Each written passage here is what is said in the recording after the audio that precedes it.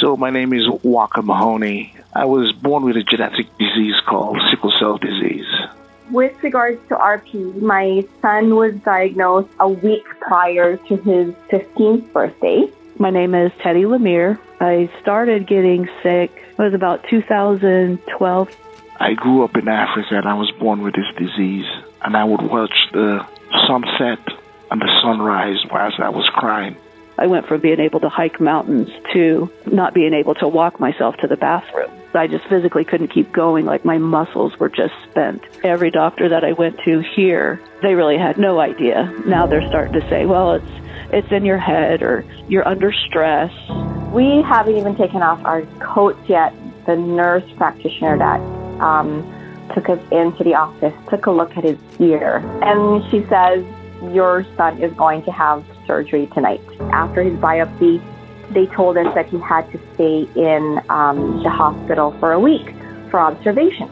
And at that time, there wasn't anything. There was no research. There was nothing. People were saying, I'm being treated this way. My treatment is this regimen.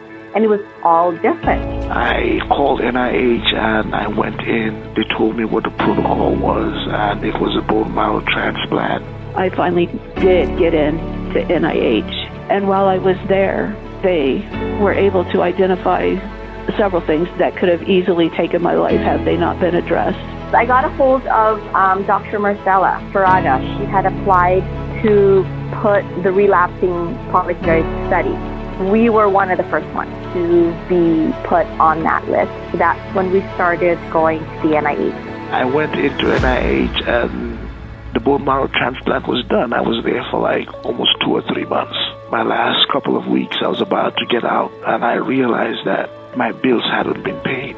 Saying, okay, I can sleep in my car. I'm making my own plans, She came back and she said to me, Walker, we have an organization in NIH called Friends of NIH. And what they do is they help people that are like you in your situation that have come for treatment. They're going to take care of your bills for the next 3 months until your job can help you out.